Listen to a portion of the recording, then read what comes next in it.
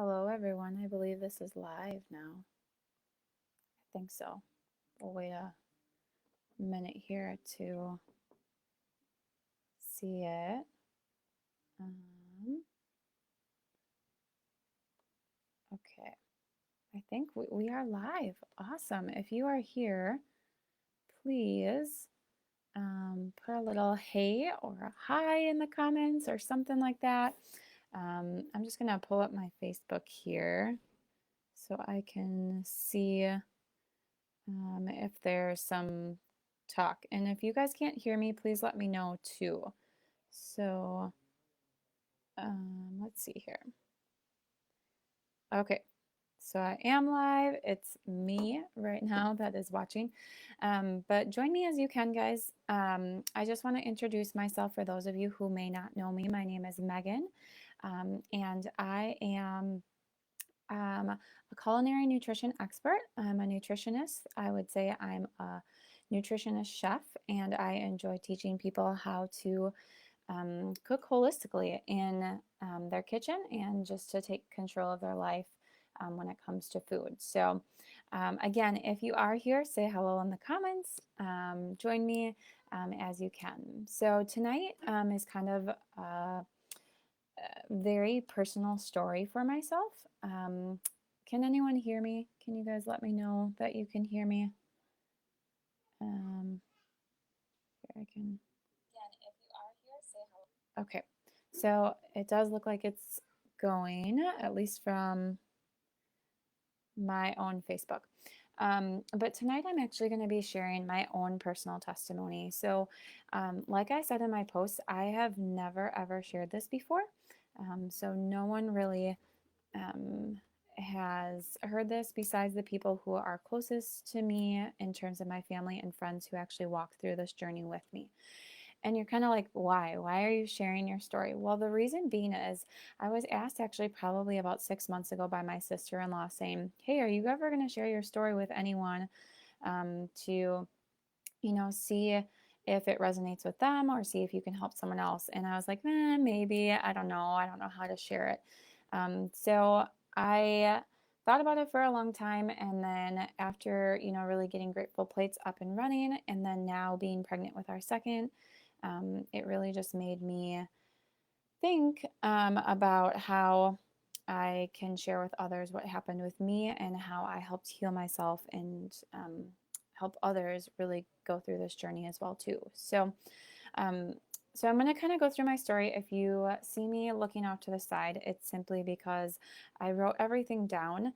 One of the things I actually had to do is ask like people around me what actually happened in some scenarios and cases.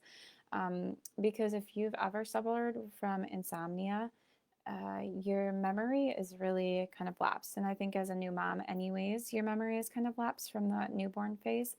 But mine was a little past the newborn phase, and I still didn't have a ton of memory. So being able to ask my husband kind of what are the things that we went through, what are the things that happened and stuff like that was important to me. So I did write some things down so that I can remember them. So is anyone listening? Can you guys hear me? Can someone comment, please? Just so I make sure that I see 3 people are watching, but I just want to make sure that you're actually here. So comment something and just let me know that you're here. So, okay. Well, I'm going to get started just because it is kind of a long story and I just want to be able to share all of it with you guys. And if there is, okay, let's see. I'm just trying to get these comments. Okay, awesome. Thank you, Sammy Joe. Thank you, Morgan. Okay, awesome. Okay, so I'm going to start back to probably, back to about 2018. So when I was in college, I actually, okay, awesome. Everyone can hear me. I actually went off of birth control that I had been on for a long time because I was really starting to implement, being healthier in my lifestyle and went off of that. And I never realized how much that was actually completely controlling my period and making me have a period because after that, I didn't have a period. So after going off the pill nearly 3 years earlier, I had not had a period for over 2 years.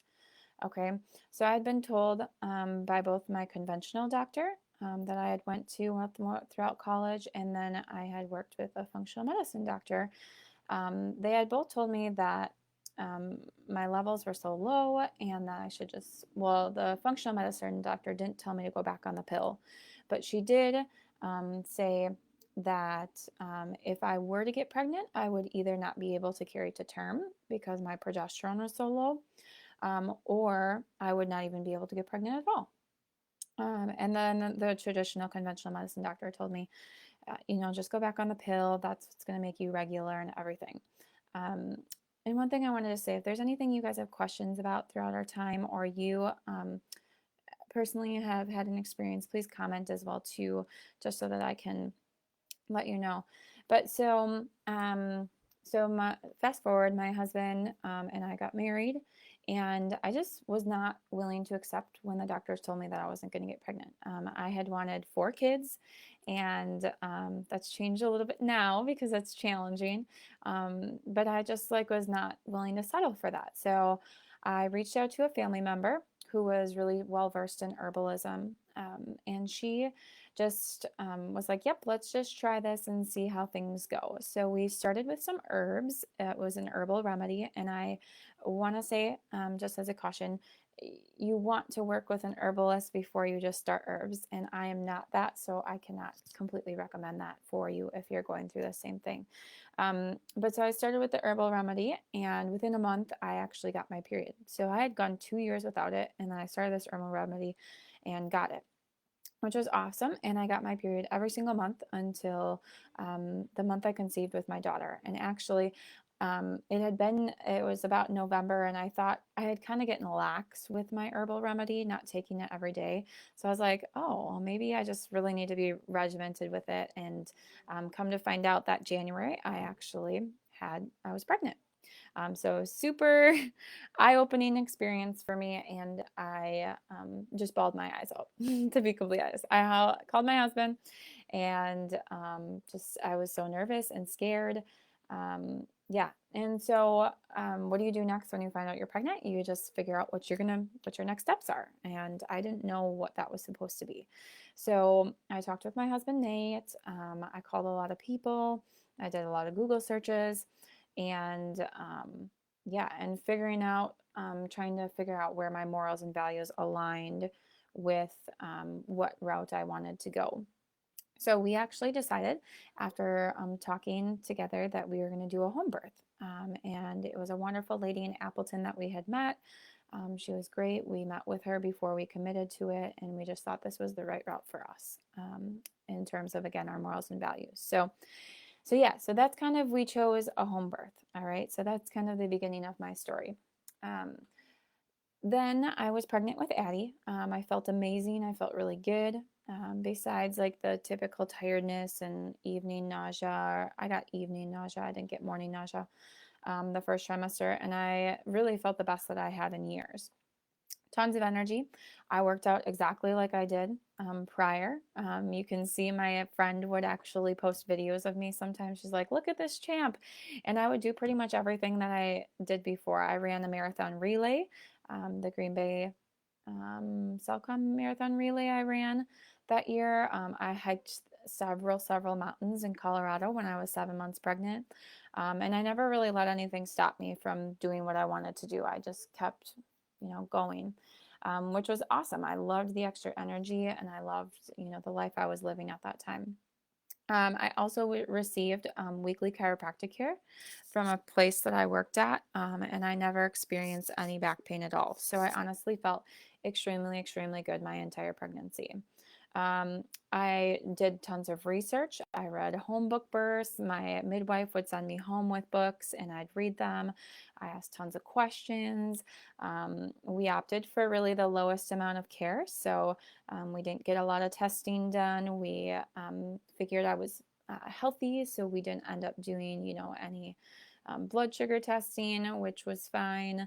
And just did alternative things if something did come up. So, and we started to really prepare for Addie. So we, for a home birth, you have to prepare, getting your tub ready and getting all your supplies ready, and just lots of different things that you have to get ready that you don't have to think about at a hospital. So we got that ready, and we just really waited patiently for Addie to be there.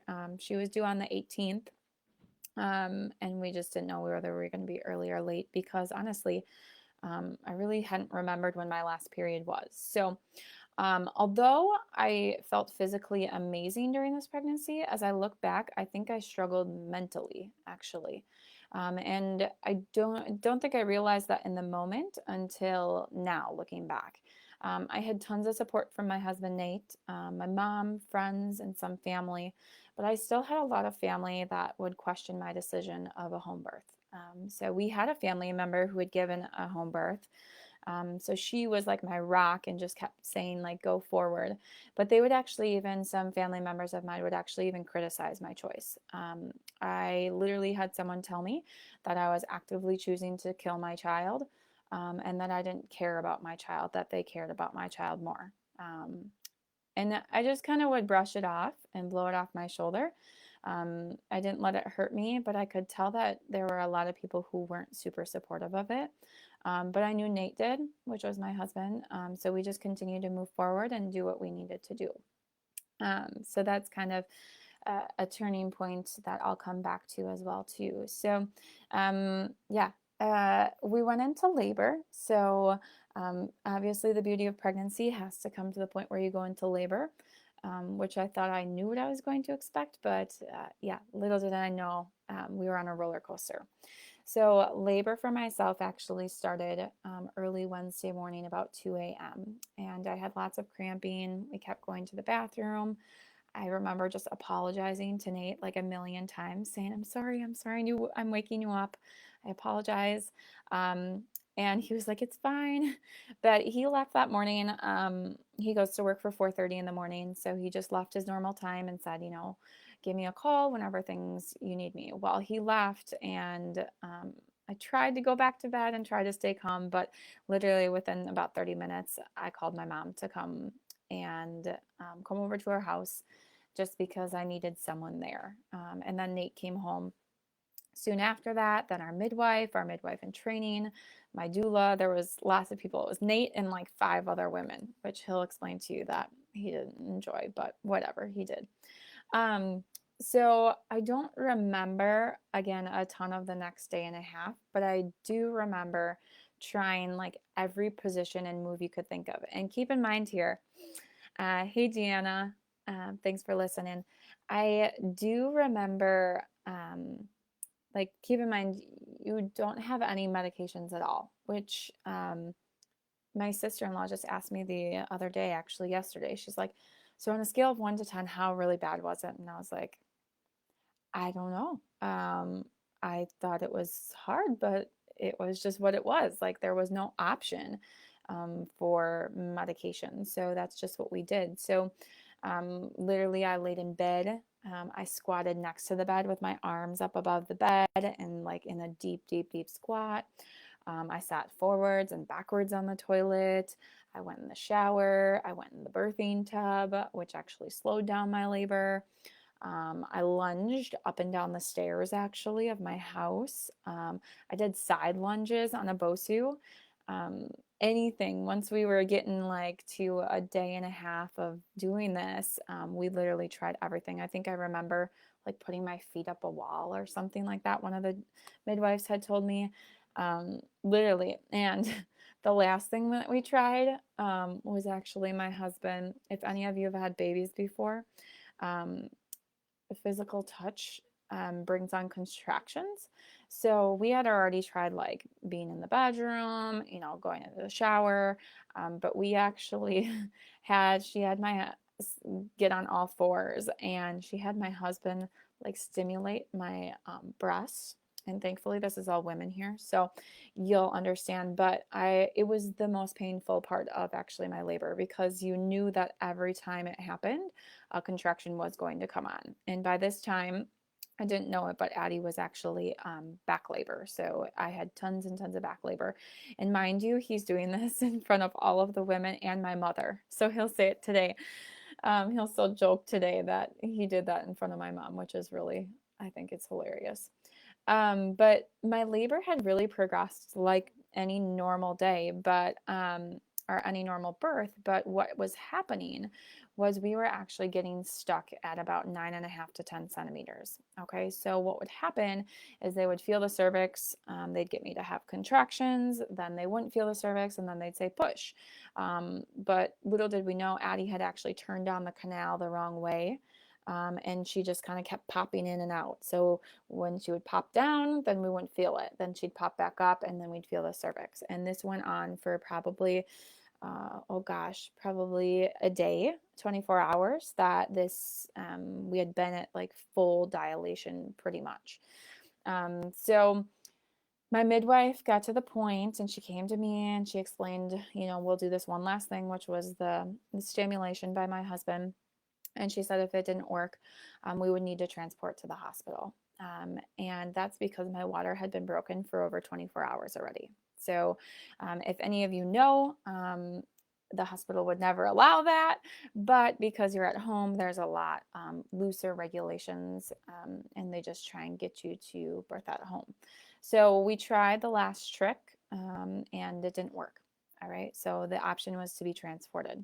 So we loaded up our bags that we hadn't packed because we weren't planning a hospital birth, so we didn't have anything packed.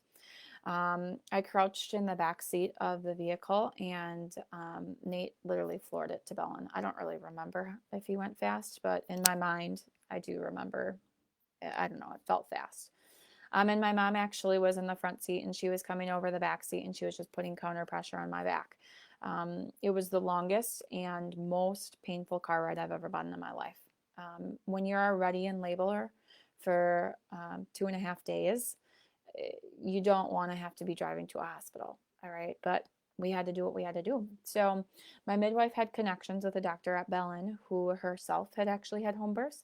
So she called her and she actually willingly came into the hospital. When she was not on call, she was not supposed to be there at all, which was amazing. And this was about 10 p.m. at night. So we called ahead. There was a room there. It was ready. And they just brought me up to labor and delivery. So while they were setting everything up, though, I continued to labor on my own. I was in the bathroom, I was on the wood floor, wherever felt somewhat comfortable is where I would labor. And yeah, so then they decided to try Pitocin. Um, but Addie's heart rate actually started to drop. And so that they stopped immediately. So the doctor gave me two options. She said, you can continue laboring naturally, or you can get an epidural to help me sleep. And then maybe by morning, she'd be ready to be pushed out. So by morning, that was again going to be, Wednesday morning. This was going to be a Friday morning. So that was 2 days that we were going to actually finally try. So I agreed to get the epidural because I hadn't slept in so long. And I tell people, I literally said to my mom and my husband as they're standing next to me after I got the epidural, and I said to them, you guys, this is a piece of cake. And that's not to discredit anyone. That is literally just because I had literally had nothing for 2 days, and then you don't feel anything, and it's like, whoa, this is crazy. So again, the doctor there kept same thing: cervix, no cervix, cervix, no cervix, and then push, and then let's get contractions. So this continued. I did get some sleep, but it continued until about 8 a.m. the next morning when the doctor and the midwife came in the room and they gave me the news that a C-section was best advised. So I cried my eyes out because this was not what I wanted at all. I had not planned for a C-section at all. It was not even a thing in my mind.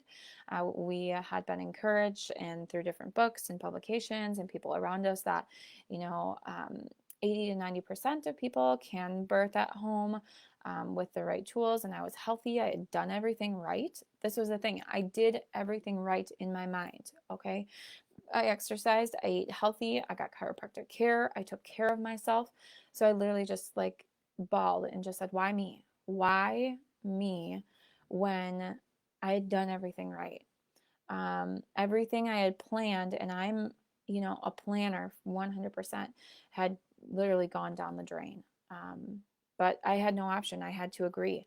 So my water had been broke for over 36 hours and it was becoming very dangerous.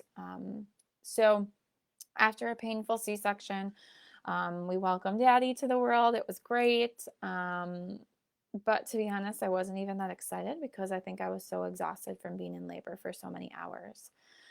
Um, the usual things that needed to happen happened. We immediately became parents, as you all know. We went home, we thought our lives were perfect, and now was just the beginning of actually the most difficult part of our lives that we've ever encountered. So that's, a big gist of kind of the story coming up. And this is where I'm going to share kind of some more vulnerable stuff that is related to anxiety and insomnia.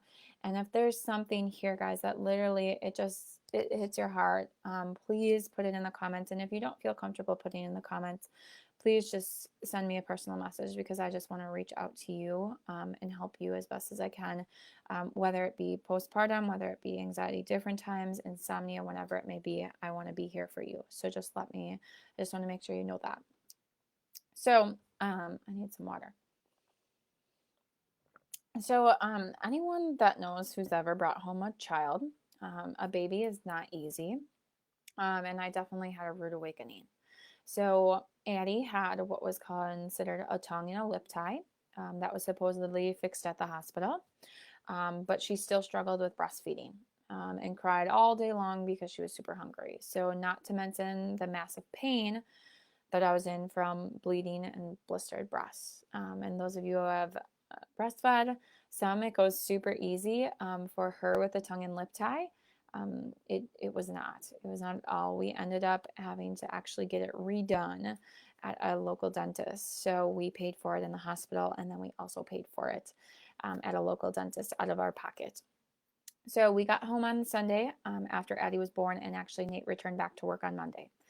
So my sister came to stay with me for a week, but after that, I was home most days all by myself.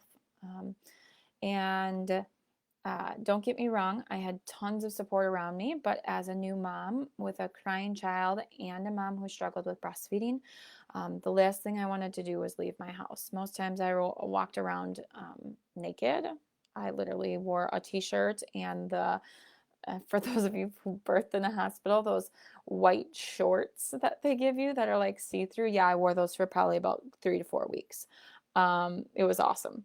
They were comfy and it was just nice, but I didn't want to leave my house like that. So, and if I did, my C-section scar was very painful. So I actually would have my mom or my sister come and pick me up and they'd drive me wherever I needed to go.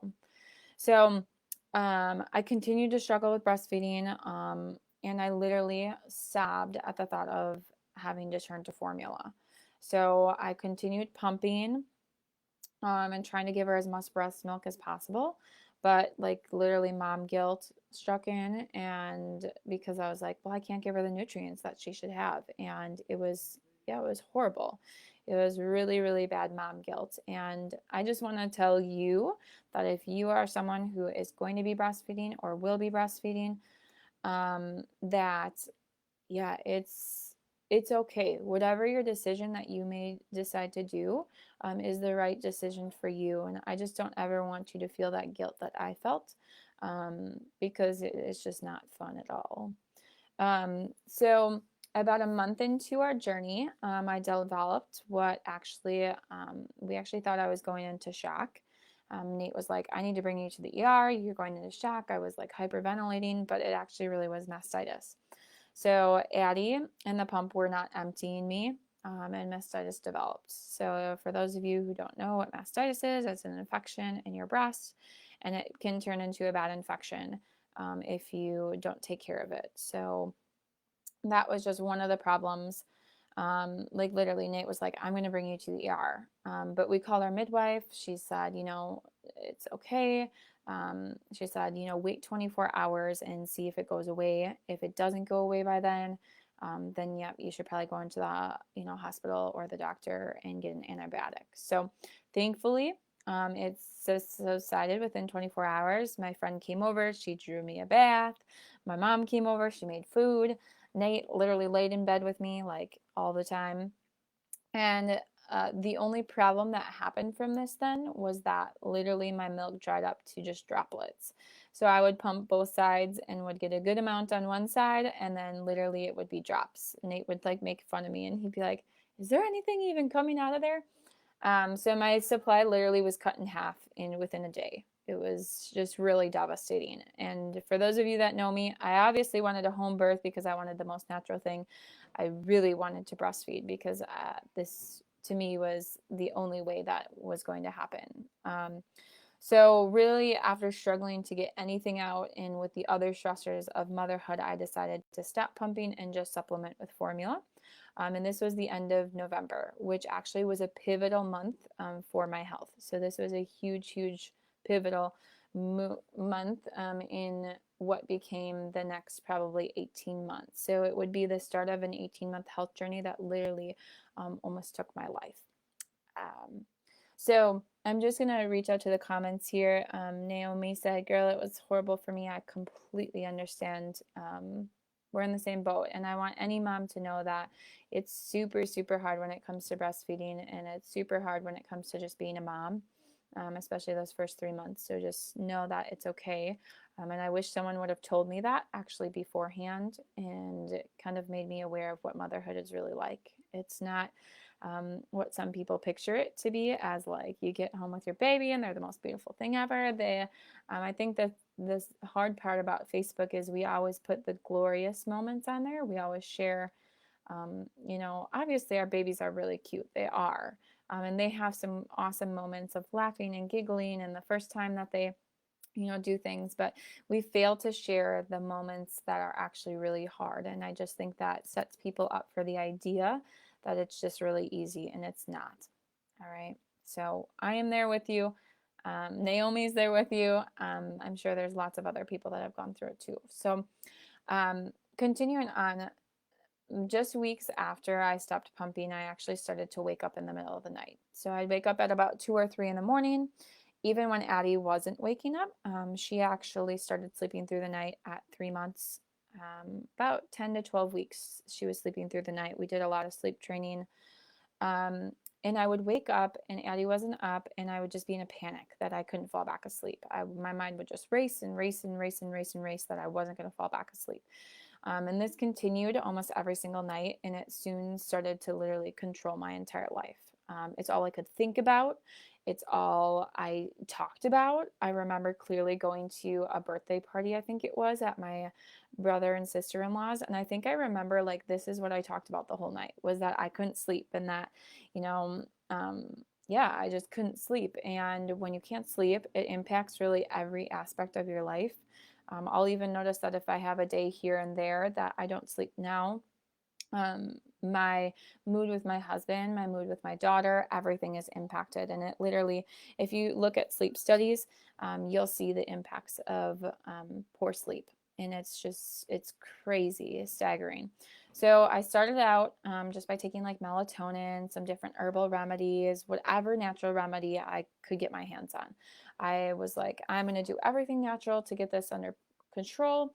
I was returning back to work in a couple of weeks, and my schedule at work was a little bit different. I had worked late nights, so sometimes I wouldn't get home until 8 or 9 at night. So I was super nervous to go back to this, especially when not sleeping well. Because I knew I was going to be sleeping with zero, or like working the next day with zero sleep. So I was like, I need to do something. So I went back to work on January 2nd, and after just 2 short weeks, I actually left for a leave of absence completely. I had already done my 3 months postpartum leave, and I actually took a whole entire another month off.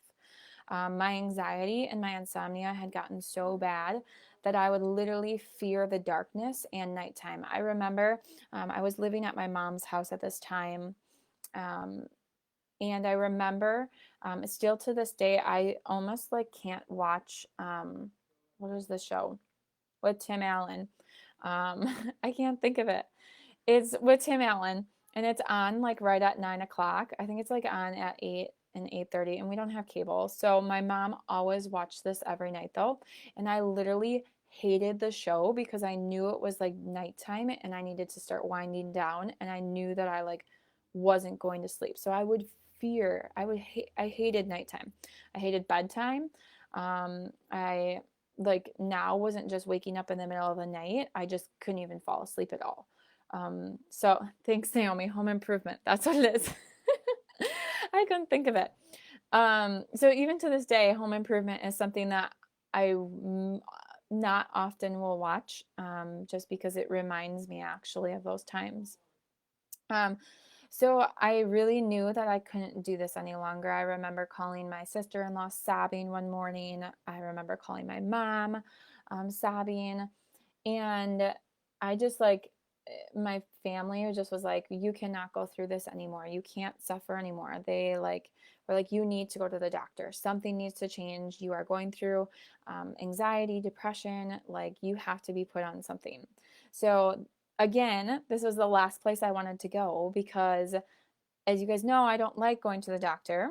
I didn't like going there for my birth or my labor.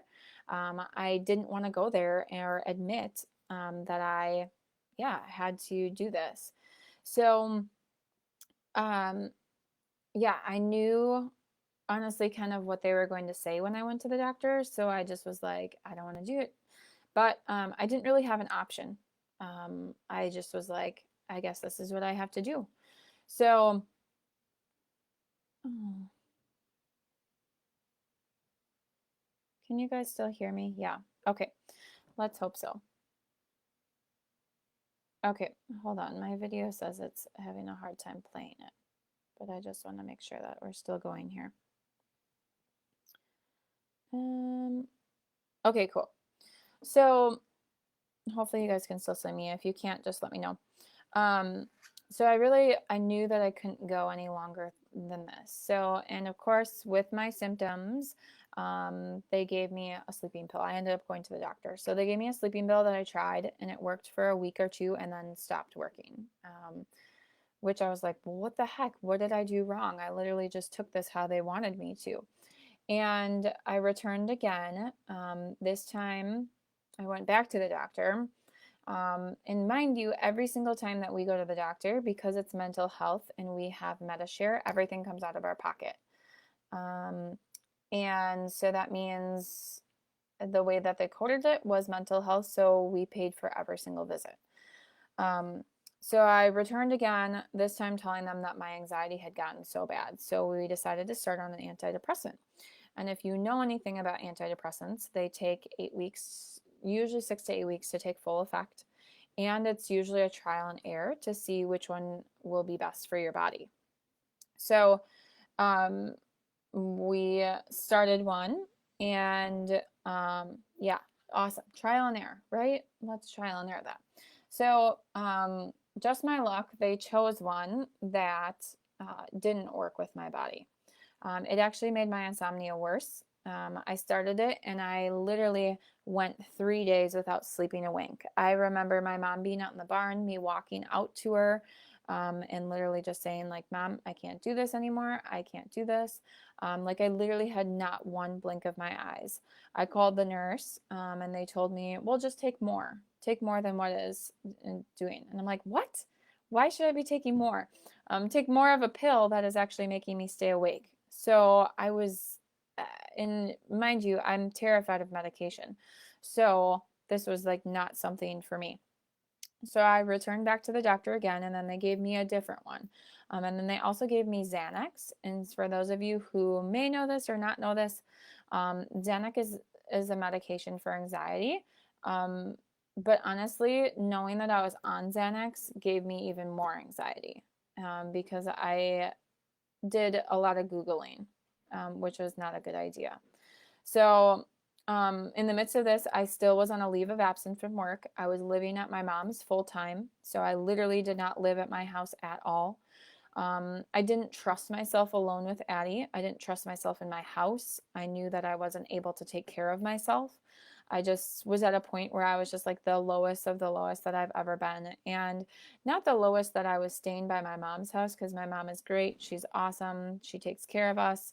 But it just was like, you just feel like, why can't I take care of my child? Um, yeah, and my relationship with Nate, I'm honestly surprised he's still married to me. I called him every single name in the book that you could think of, not nice names either. I told him I wanted to divorce him. I told him I never wanted to see him. I'd have such bad anxiety attacks that I would like flail myself on the ground, um, and literally just be sobbing and screaming and crying, and tell him that like my mom needed to, yeah, like I'd be like this until my mom came to my house. She'd drive to my house and pick me up from my house and bring me to her house. So yeah, it was just like a scary, scary moment, that like I couldn't even control my emotions, and like literally things like me flailing on the floor would happen just like that. Like it was, I don't know, Nate would say one thing and then I just like would do it. So, and things just keep seem to keep getting worse. And mind you, this is like over months, and it got even worse and worse and worse. And I remember it was a Friday around 4 p.m. because my mom had stayed in the house from the barn, and typically she's out in the barn about 2:45 at night. And I remember getting a text from a family member, on my husband's side, that said, well, you can't stay at your mom's forever. And though I know it's minimal now, it was literally the thing that set me down in a downward spiral. I sobbed to my mom uncontrollably. I couldn't control myself. I didn't know what was happening with my emotions. My mom then called the person, and explained how it wasn't really the best thing to say, to someone who's going through this at that time. Um, but literally, like the next thing that we did, is I literally couldn't control myself enough. But my mom's like, we're going to bring you to the ER, because that was really the only way to be able to see a psychiatrist. And can you guys hear me? Can someone say something? Sorry, I just don't see myself, and I just want to make sure you guys can still hear me. That was really the only way to be able to see a psychiatrist. Okay. All right. It looks like it's still going. It is on my Facebook at least. So, as I was saying, to see a psychiatrist, typically it's a 6-month wait. Um, so this way, if you go and into the ER, you will get admitted to the psych ward, which then you will see a psychiatrist right away. And that was literally my plan. I wanted to be admitted to the psych ward, when I went to the ER. So we arrived at the ER. They did lots of tests. I was having a lot of like difficulty breathing, and everything came back normal. All right. So I felt really stupid. Not to mention, my husband came to the hospital but thought it was ridiculous. Still to this day, he just told me last week that that we don't need to go to the ER this time. Yeah, and it just really still hurts me. But I look at it in a different light now, because for someone that has never experienced anxiety or depression, people don't understand or know how to help. So Nate had no idea how to help. He was just like, we'll just get rid of it. Stop worrying. Stop like acting like this. And I know he loved me, but he just like, again, he's like, why can't you stop it? Or why can't you just stop being stressed? Um, and after a lot of insurance problems when we were at the ER and talks with the doctor, I was ineligible to be admitted to the psych ward, because I actually was not going to physically, I told them I wasn't physically going to harm myself. So they actually just sent me home with 7 pills of Ambien, which is a super strong sleeping pill, and told me to call my doctor. So I literally had went to the ER, and mind you, again, this is mental health, so that ER visit came out of our 100% pocket. All right.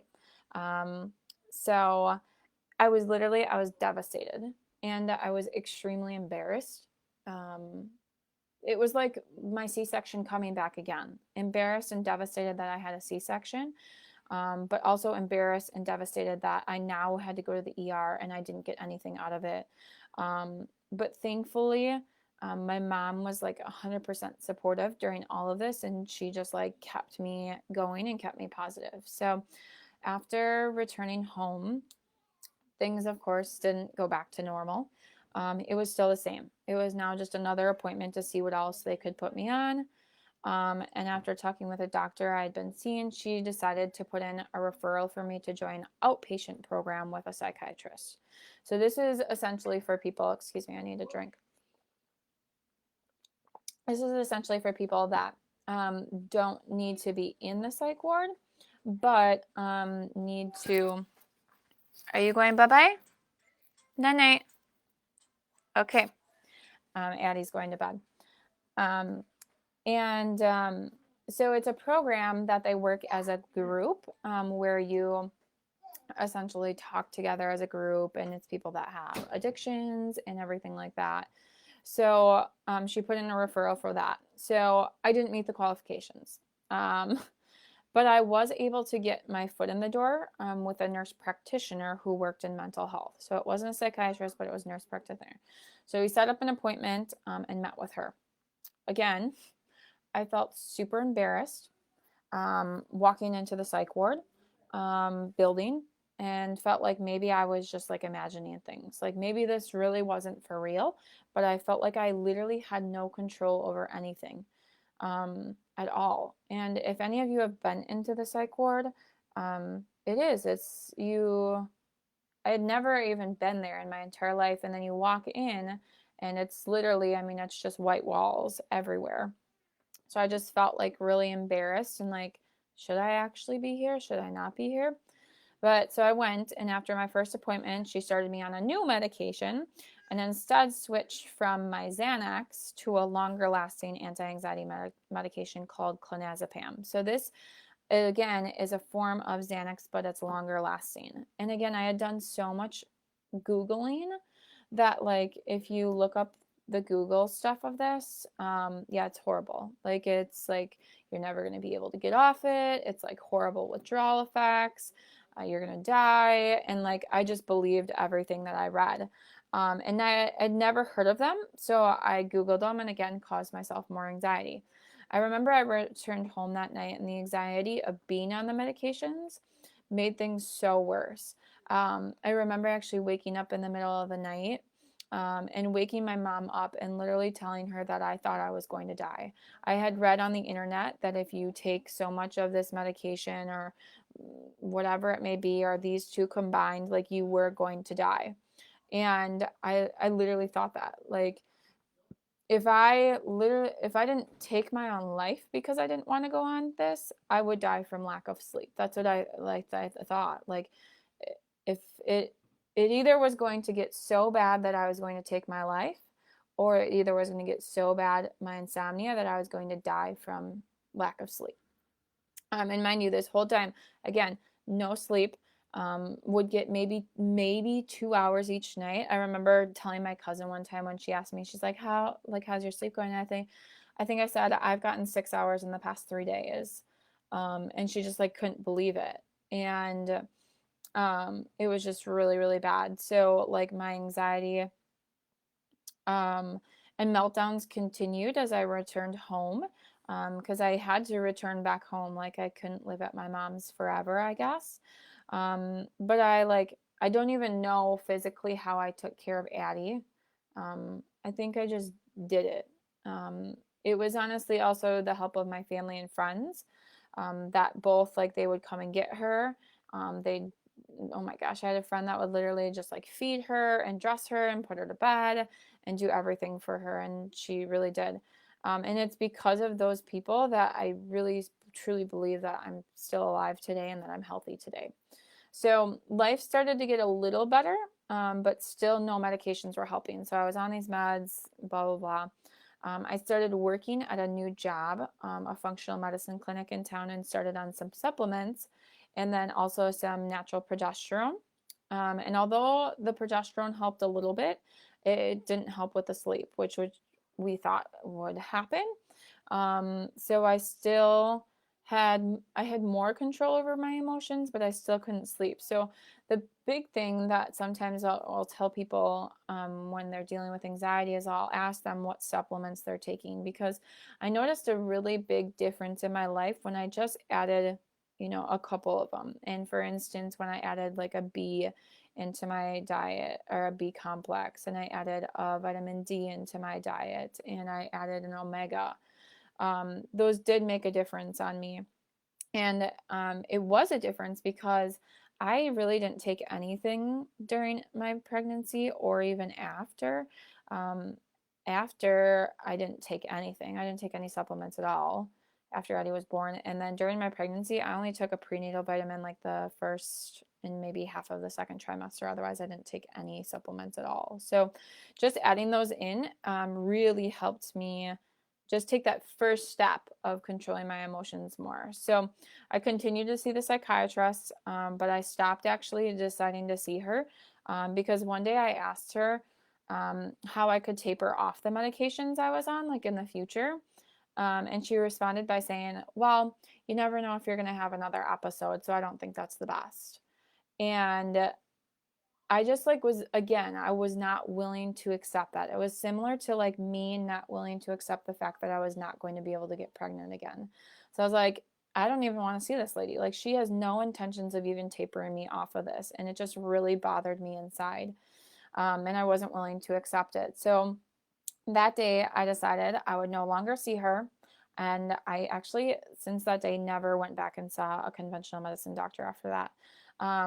I would honestly, I told myself I'm going to figure out how to taper off the medications by myself. So again, I Googled and found things, and I actually met a really, really nice lady who had gotten off of the medication I was on, and she was just a really big support and still is a huge support to this day. But for anyone knows, it's not a good idea to do that on your own.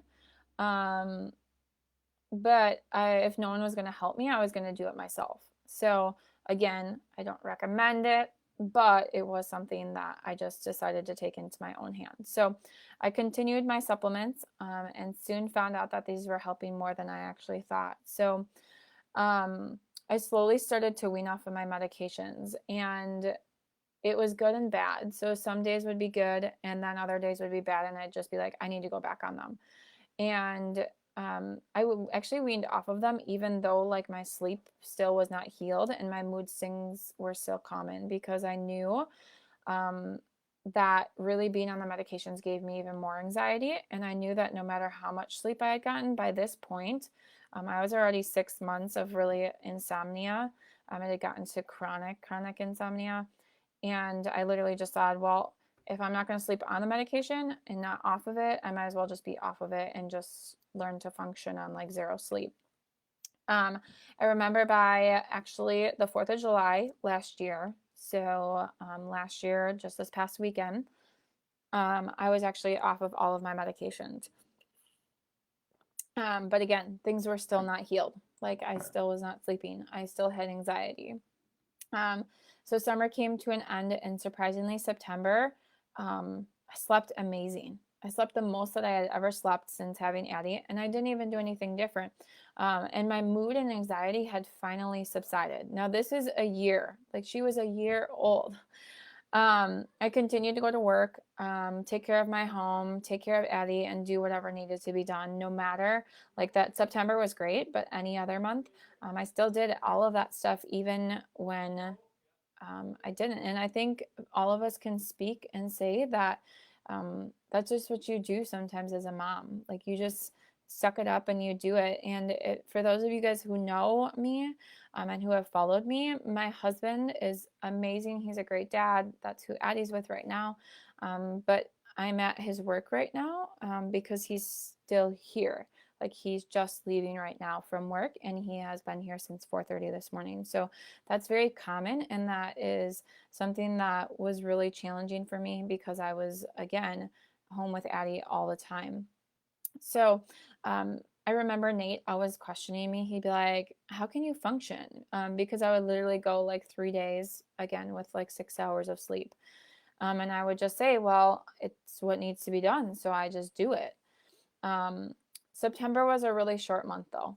because my insomnia came creeping back in October, and it was back to its normal self of waking up, not being able to fall asleep, not being, yeah, it just was horrible. And mind you, when you also have insomnia, you have headaches, you feel super fatigued. Like my energy levels literally were just like bottomed out. Um, and I remember that like even when I would like exercise, like just walk in the morning, my sleep would be bad for like 4 days. And mind you, before Addie was born, I worked out at the YMCA every single morning at 5 a.m. and like really hard workouts. But my adrenals, I didn't know this at the time, but my adrenal glands were just so taxed from lack of sleep and, from the hormonal changes that happened and from the anxiety and everything, that like even just simply walking in the morning for an hour on the or for not even an hour, for 1 mile on the treadmill would cause my adrenals to just flare up and I wouldn't be able to sleep at all. So I literally had reached my wit's end. Like we had tried so many things. Um, I literally couldn't handle it anymore. Like my life was just it was horrible. I had already been, um, so far past 1 year. Like it's like 1 year. Like why am I not better by now? I started to gain weight, which actually wasn't a bad thing because I had lost a ton of weight actually from my anxiety. But I was like still exhausted every single day. Like fatigue was so horrible. I had no energy to play with Addie. I literally had no energy to like just support Nate as a wife. And I had tried my own natural medicine, conventional medicine, psychiatrists. I even tried like nutritional MLM companies, and I literally had no idea where to turn. Like I was like, what can I even do now? Like what will even make me feel any better? So my cousin actually brought up someone to me who she was considering for her daughter who was having really heavy breathing and they had wanted her to get her tonsils out. And she just didn't feel comfortable with that. So I talked with Nate and literally his response was, do we have any other option? And not saying that in a mean way, but like we had literally exhausted every option. Like we didn't even know where to turn. So like we didn't have any options. Um, and thankfully, my husband was supportive of not wanting me to be on medications for the rest of my life. But you guys, like, mind you, at this time between Addie's birth, like, we paid for, her birth for a home birth, and then also at the hospital and my hospital bills, and then all my stuff for mental health was all out of my pocket. We like added it up this year for taxes, and I want to say we paid like close to like $20,000 out of our pocket just to like have Addie in because of my health. So like we thought about another option. And we're like, well, it's not conventional medicine, so it's not even going to be considered for anything insurance wise. Like everything's going to come out of our pocket. But literally, like Nate was like, "Yep, okay." So I jumped into this program that I thought was very voodoo at first, and I had no idea what to expect. But I remember Nate telling me, and I remember where we were in bed, and he said, you have to follow this program 100%. Because I had done with like conventional medicine, I had been like, well, can I wean off of this week, or can I do this? And he's like, you're never following anything 100%. And we just said, like, you have to follow this 100% because it's costing us more money on top of what we had already paid. Um, so I had to, the thing was, I was going to commit to this 100%. And I literally, since that day, haven't looked back. All right. I had to change some major, major changes in my life. And what I already thought was healthy. So, but I needed more. I needed more and more. And I was willing to do it simply because of the fact I just told my stepmom the other day, I will do anything to keep myself from getting to that point of not sleeping at all, and getting to that point of anxiety. So the first thing I actually had to start with was my environment. So before this lady who I was working with did anything with me, we had to change things in my environment. So based on what my results were, so this would not be what your results are, we had a sewer gas problem in our basement. So we had to fix that. We got a filter to actually make sure that we're drinking 100% filtered water and showered in filtered water, and it's actually more important for that showering in filtered water because all of that is completely absorbed right into your body, whereas water that you ingest goes through your digestive system. So anything you put onto your skin is even more important. So we got a shower filter.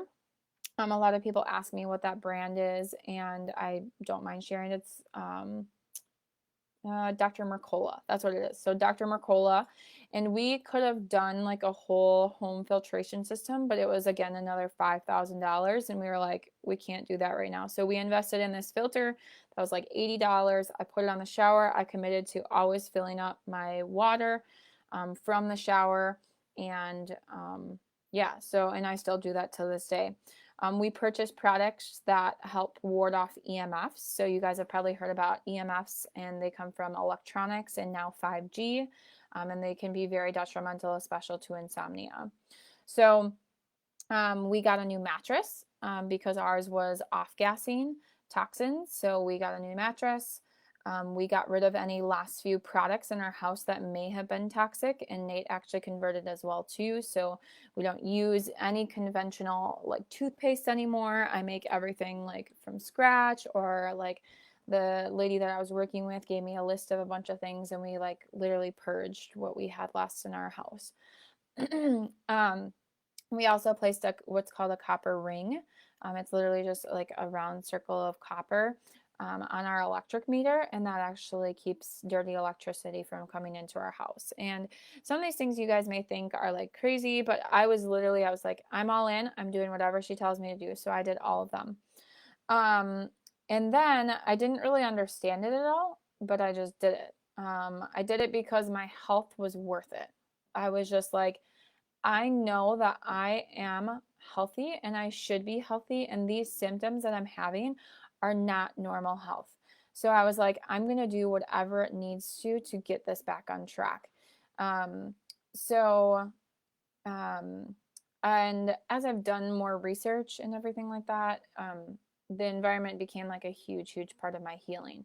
So after it took about 2 months to fix my environment, I started my nutrition and supplement journey. So I supported myself even more with healing herbs and supplements in really high doses. So like my dosages of my B and D and omega like went up a ton. And this was based on working with my practitioner. I'm not the expert on that, so that you'd have to ask someone else.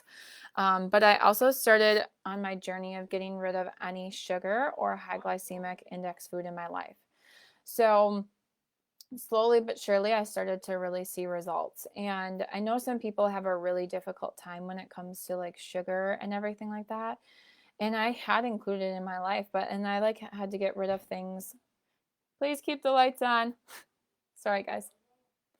Um, I like had to get rid of maple syrup. I had to get rid of honey. I had to get rid of coconut sugar, like any form.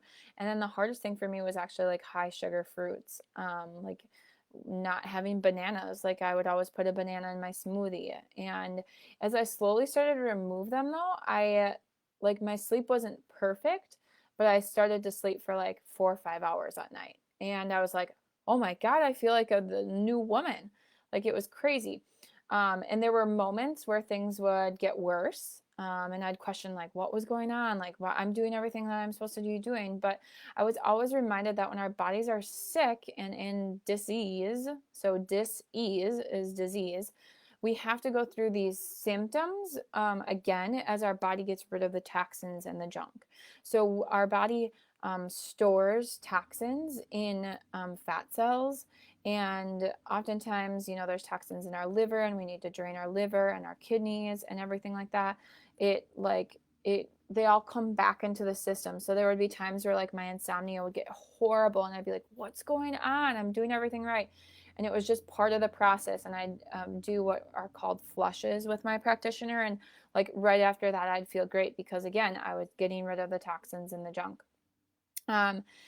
And literally after 6 months, of following every supplement change needed and getting rid of sugar and starchy foods, I literally have like started to see the light. And this is why when I work with people when it comes to anxiety and insomnia, like that is one of the biggest things I work on, is like that diet. Because when we have any form of high starchy food or sugar in our diet, our body like just thrives off of it. And even still to this day, I still cannot have like a high starch food, or like I don't even eat fruit, like even low sugar fruit after lunch, because it'll impact my sleep. So like um and I just want to let you guys know that like I don't have perfect weeks. Like Saturday night we were up north and it was like a bad night of sleeping, but I knew that it was directly reflected at what I had had for food on Saturday during the day. I had some starchier food and stuff. But the nice thing now is like I fall asleep between 9 and 10 p.m. And I wake up between 5 to 6 a.m. When my alarm goes off. And like my energy is just immense, especially now with juicing. And I finally feel like myself again. Like I don't have the anxiety. If Nate and I get into an argument, like I can control my anger and I can control it and respond properly. And that comes from my diet, but it also comes from mindfulness as well too. So I really had to work on like journaling for myself, and I'd write down my thoughts and I can look back at those. I know what I felt during those times. And it was a culmination of like everything combined. And it's funny because people will be like, well, did you just exercise to like, get better? And honestly, actually, exercise took the back burner of everything. I literally dialed it down, and still to this day dial it down to like yoga or stretching or anything, because my adrenals have gone through such a difficult time. And the adrenals are really, really hard to heal, and they just take a long time. So um, like I said, don't get me wrong, I have bad nights yet, when I eat like fruit later in the day or too much of high sugar fruits. But I literally actively choose not to do these things now because I know it impacts my sleep. I know that I don't want that feeling, so I choose not to. And that's the same thing for any situation that you're going through, is like, that that is going to make you feel like emotionally wrong, or like you eat that and you're going to feel depressed, or you eat that and you're going to feel like, well, I'm just a failure. Or say you eat something and you don't even realize it. Some people don't even realize it, but the food that you're eating is causing your anxiety. I know that if I include it now in my diet, wow, I can see that literally probably within an hour or two, I will be like hostile with Nate. I'll be angry with him. I'll get mad, and that's not who I am. And I can see that it's a direct reflection of what I've ate.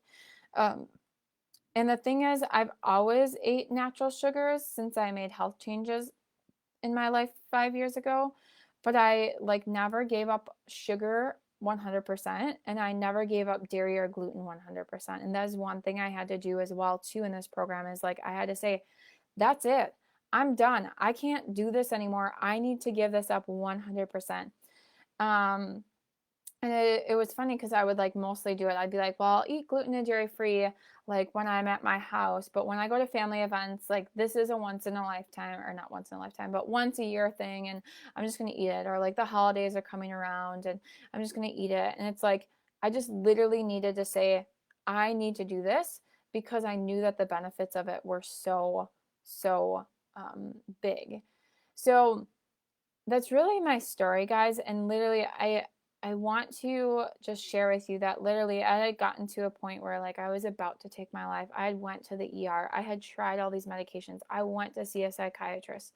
I had done all of these things, and yet it was like when I added that supplementation and changed my diet, that is when I saw the best results.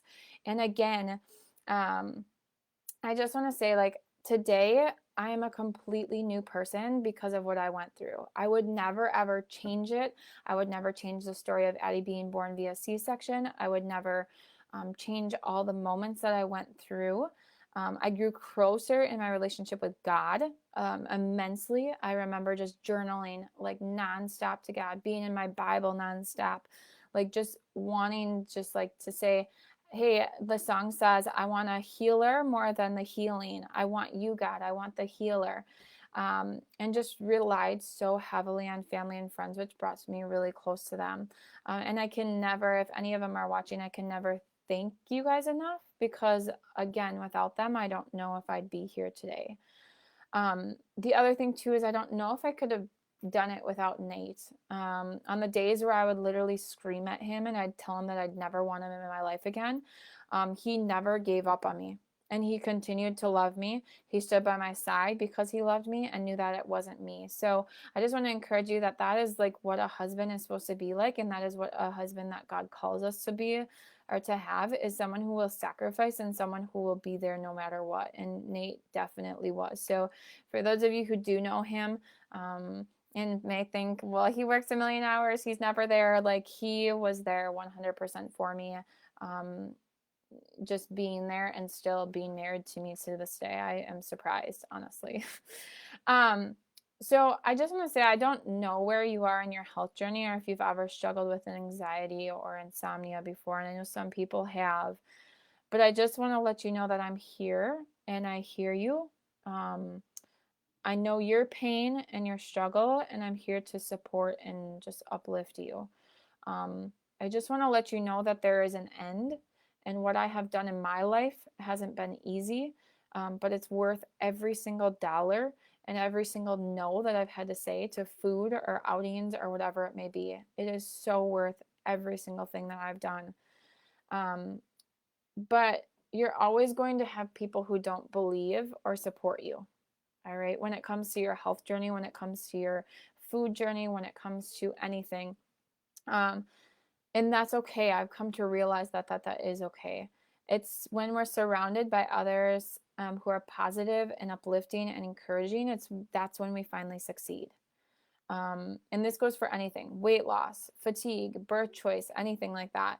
And it's crazy. So despite everything that happened, we're still actually choosing another home birth for our child due in November.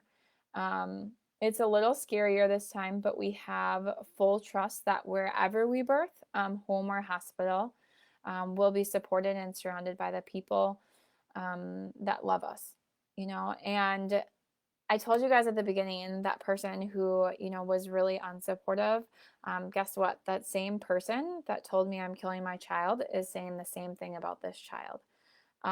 But it's okay. It's really okay, because I know that God has a plan for everything, and I'm trusting him through this process, that I am supported by my practitioner, my midwife, my husband, my family, and everything.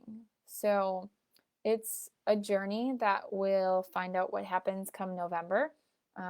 But this is a journey that hopefully I shared something with you guys. This is my story of how I've been redeemed and been saved. I truly feel like I've been saved by God to be here for some kind of purpose. And maybe this is it. Maybe it's sharing with you.